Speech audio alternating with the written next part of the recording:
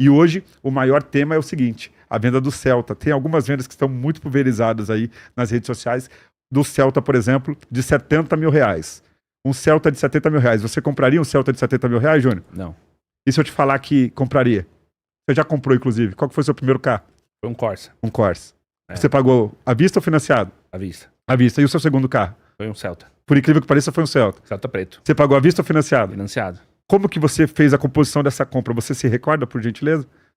Claro, foi 5 mil reais de entrada, que foi o preço do Corsa. 5 mil reais, que era o seu Corsinha. Isso. 5 mil de entrada. E a diferença, como que você fez? Peguei e financiei no banco Santander. Banco Santander, legal. É. Santander. E quantas vezes? Você lembra, Juninho? 36 de 750. 36 de 750. Você tem uma calculadora aí, por favor, Júnior? Opa. 36 de 750. Vamos lá. Quanto que dá aí? 36 de 750. 27 mil. 27 mil. Mas você deu mais 5 de entrada, correto? Isso, Soma aí pra mim, por favor. 30 aí? 2? Isso mesmo. 32 o valor total. A gente consegue puxar, Pedro, por favor, puxa pra mim quanto que custa um Celta 2000 e... Esse 2011. 2011, mas tenta puxar na época de 2011, quanto custava esse Celta, tá bom? Pra gente trazer que aqui você também pagou juros. E olha que coincidência, foi eu que te vendi esse Celta? Não. Você pagou juros da mesma forma. Toda a negociação, Júnior, toda a negociação de um carro ou de uma casa ou qualquer coisa que você comprar financiado, a prazo, você vai pagar uma taxa de juros. Além da taxa, você paga o IOF, que é o Imposto sobre Operação Financeira. Você paga a TAC, que é a taxa de abertura de crédito. Você paga o seguro prestamista. As pessoas, a maioria, nem sabe o que é isso. Deus o livre, você vê a faltar, o banco quita o contrato para a família. Se você tiver esse benefício incluso no seu financiamento e você vir a faltar, o banco quita o contrato para a família. Seguro prestamista... Mas é o quê? Caso de falecimento? Caso de falecimento. E tem mais alguns detalhes. Por exemplo, se você for CLT e o banco conseguir vender para você com esse seguro embutido no seu financiamento, as próximas 6 parcelas, se você perder o seu emprego sem justa causa, o banco liquida para você, até você se reestabelecer no mercado de volta. Então tem vários atenuantes dentro de um financiamento que a maioria das pessoas não conhece. E o que eu vou fazer agora é trazer essa clareza para toda a nossa audiência, tá claro? Continuando, IOF, TAC, seguro prestamista, inclusões de gravame, mais a taxa de alienação fiduciária, mais os juros. É por isso que o Celta de 36 mil, que era o anúncio desse Celta, se tornou 70. Agora, olha que loucura, Júnior. Eu não recebi 70. Eu recebi 36.900, que era o valor do meu anúncio. Se ele tivesse me pagado à vista, ele teria me pago 36.900. Algumas pessoas já comentaram isso, inclusive, na internet, de que tem um... quando você vende esse financiamento do banco, você ganha também uma grana do banco. Que chama taxa de retorno. Taxa de retorno. Quanto que o banco te paga para você vender um carro em média, 3% do valor financiado. Aí eu pago ali alguns impostos, ILA, por exemplo, e aí sobra para mim 2 e pouquinho por cento. É isso. E assim, ó, não é ilegal. É dentro da regra.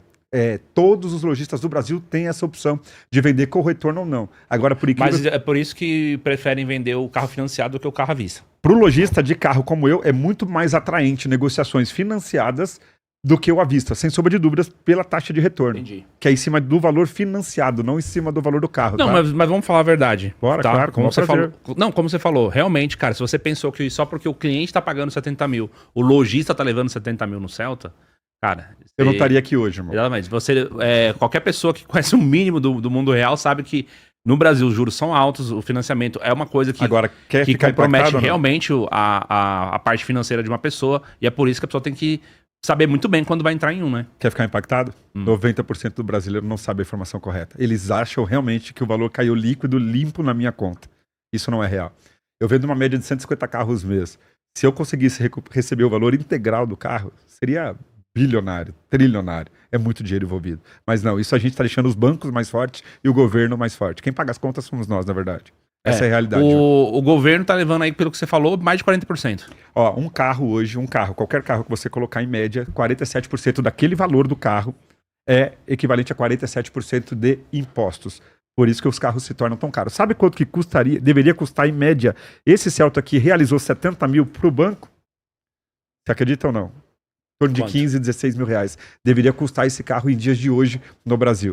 É o que custaria, por exemplo, no Paraguai e nos Estados Unidos. Como eu te falei, eu fui para os Estados Unidos e eu fiquei boquiaberto com a diferença de mercado. Como lá é mais fácil acesso. Você falou que você foi para o Paraguai agora e o IPVA lá é o equivalente a 300 reais por ano. 300 reais por ano. Quanto que você paga no IPVA do seu carro hoje aqui? Cara, 12 mil. Você tá entendendo a diferença ou não? E aí a culpa não é do Daniel que te vendeu o carro, a culpa é do governo.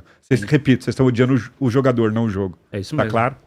Vambora. Então, aí, mas o que viralizou foi você falando pro cara fazer o Uber, né? É isso. Você falou pro cara, não, pô, você consegue chegar assim, só você fazer um aplicativo O aí. que eu quis trazer foi uma mensagem que eu carrego, Júnior. Eu sou um cara muito sonhador. Saí do Capão Redondo com uma mochila de roupa.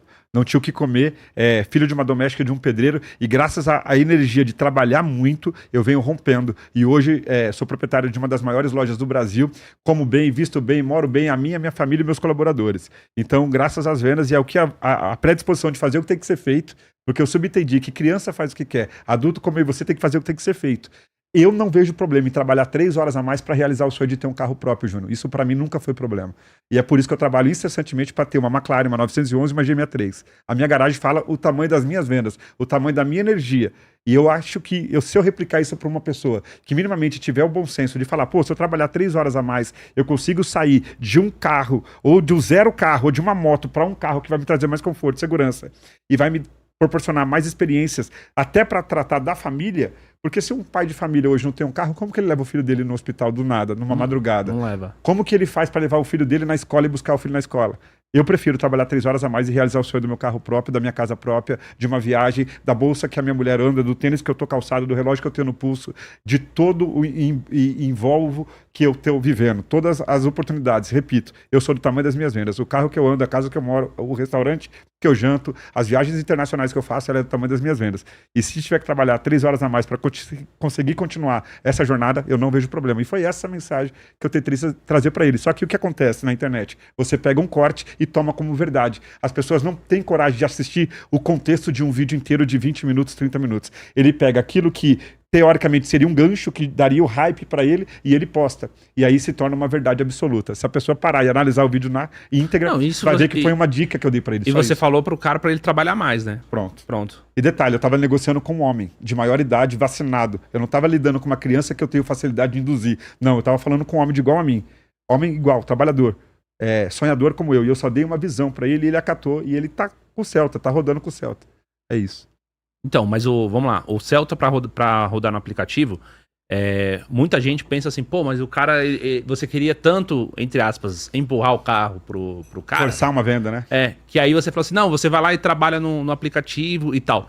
E querendo ou não, esse discurso, juntamente, como você explicou, não pega bem na internet. Porque na internet o esquema é você ganhar dinheiro sem trabalhar. Mas eu não tô aqui pra pegar bem, eu tô aqui pra falar a verdade. Mas a maioria das pessoas pensa assim hoje. Tipo assim, se você tiver que trabalhar muito pra ter alguma coisa, é melhor não ter. Eu não compactuo desse sentimento. Eu vou falar aquilo que eu carrego, Júnior. A mensagem que eu carrego é que Deus ajuda quem? Cedo madruga. Então vamos embora. Tá na Bíblia, não é o Daniel que tá falando. A não ser que a Bíblia esteja errada. Bora. Bom, falamos então do Celta.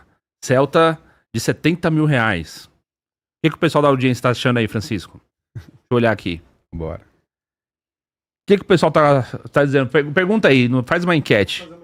Pergunta aí. Daniel tem razão? Sim ou não? O meu? Sobre os 70 mil reais do Celta. É isso aí. Faz uma enquetezinha aí, vote na nossa enquete. Conta mais aí. Vamos lá, cara, o que você quiser saber. Então, é um livro aberto. Há quanto tempo você tá fazendo, então, já conteúdo na internet? Cara, você falou? Eu tô no Instagram desde 2014, Júnior, com a mesma rotina diária de venda. Aí em 2023 para 2024, a gente teve um pouquinho mais de visibilidade, de notoriedade. Olharam para a DSM, olharam para uma loja lá em Curitiba, totalmente fora do polo Rio, São Paulo. E detalhe, a gente veio na força do nosso braço. Não teve influenciador, não teve padrinho, não teve investidor, não teve ninguém. Foi a gente, na força do nosso braço, fazendo a mesma rotina diária de venda que impulsionou a DSM ser o que ela é hoje. E é isso que eu tenho o maior orgulho. Nada contra quem precisou de ajuda. A gente foi focado, resiliente, determinado, apanho desde quando eu comecei, porque desde quando viralizou a primeira negociação, os ataques são os mesmos. Só que eles não conseguiram parar. Eu acho que eles tentaram parar e não conseguiram. Eu acho que é isso que a galera mais admira hoje no Daniel Ribeiro. A resiliência de fazer o que tem que ser feito no meio do barulho. Compreendeu? A gente foi forjado no meio do barulho. Que quando a gente estourou, como foi o primeiro lojista a escancarar uma negociação, trazendo clareza de quanto que o cliente estava pagando de juros, quais que eram os impostos, isso assustou o mercado. Então a gente apoiou muito, inclusive de quem era do segmento. Até eles entenderem que o que eu estava fazendo era um movimento que geraria mais negócio. Que aí a minha loja começou a vender em alta performance. Uma lojinha que vendia 30, 40 carros no mês começou a vender 150 no mesmo ponto com as mesmas pessoas. Compreendeu, Júnior? Então, do limão, a gente fez uma limonada.